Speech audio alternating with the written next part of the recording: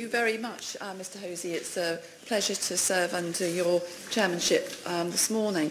And I'd like to thank the member for North West Durham for securing this really important debate. I always welcome every opportunity to discuss PIP with colleagues in this House from all parties and hold regular advice surgeries.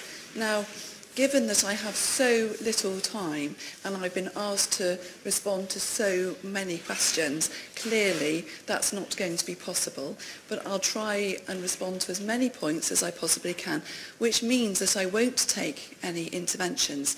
But as I've already set out a diary, a calendar of forthcoming events for you to come and speak to me.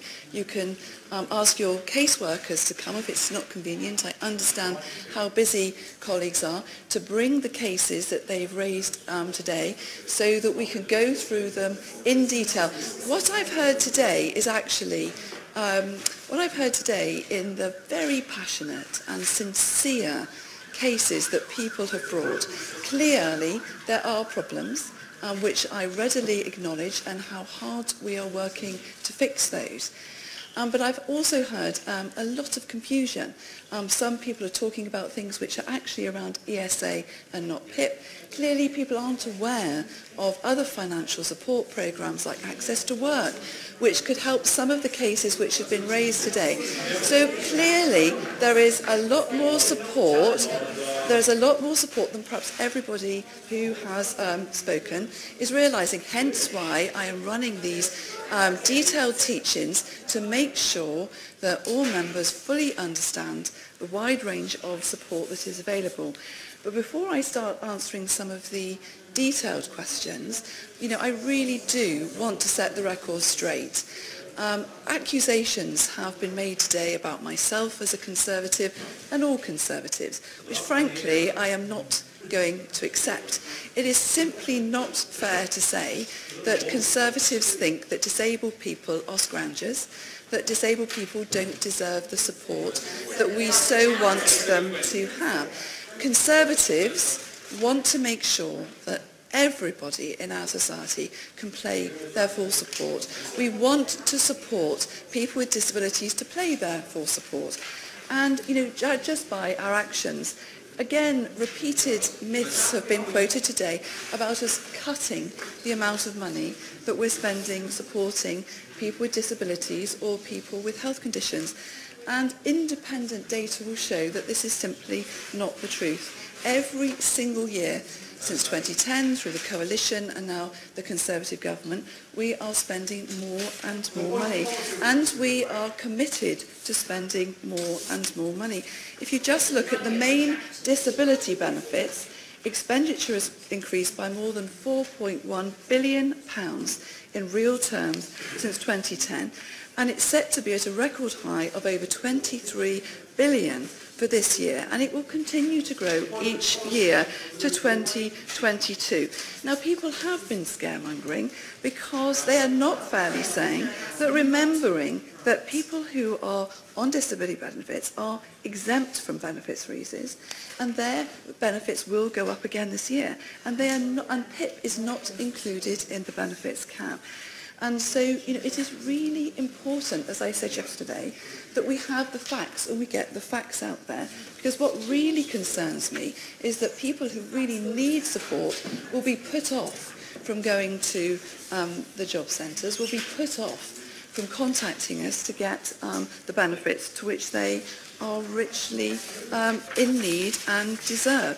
Now, we've heard a lot about, the claimant experience, the customer experience.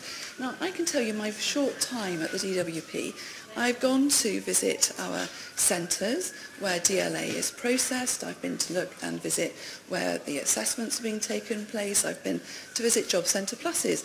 And what I see are DWP staff who are highly motivated to provide a good service to some of the most vulnerable people in society. They are well trained, and I would really encourage people here, if they have not honourable members here, if they haven't been to their Job Centre Plus recently and they haven't spoken to the job coaches and they haven't been in to see the excellent work that is going there to support people with disabilities, to make sure they are getting the support which is there for them, including into work, because a huge amount of people with disabilities want to work and we want to enable them to do that. Now, we have now, hundreds of thousands more people that are getting support as a result of PIP than DLA. And I would just point to the Honourable Lady's own constituency. So North West Durham, as we are now migrating people from DLA onto PIP, 900 people have had those awards increased. So 41% of the Honourable Lady's constituents who've moved from DLA onto PIP, 41%, are getting more money. So when the opposition MPs say, oh, let's scrap PIP, let's all go back to DLA, you are absolutely saying that you are denying your constituents an opportunity to benefit from PIP, because more people, particularly people with mental health conditions, many more people with mental health conditions are now being supported than they ever were on DLA. Now, also I want to bust a myth. We are all rightly proud in this country of our welfare state. And this is again another myth to say it was a Labour invention.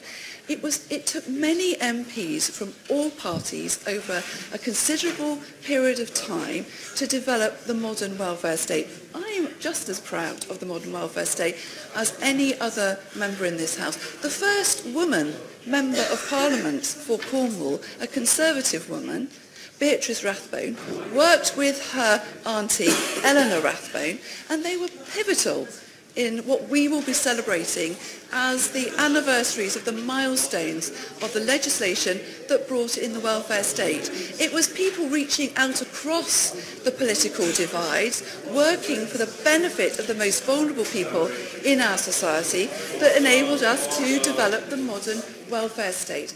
And people on this side of the chamber are just as passionate about making sure we have the best possible support for the most vulnerable people in our society.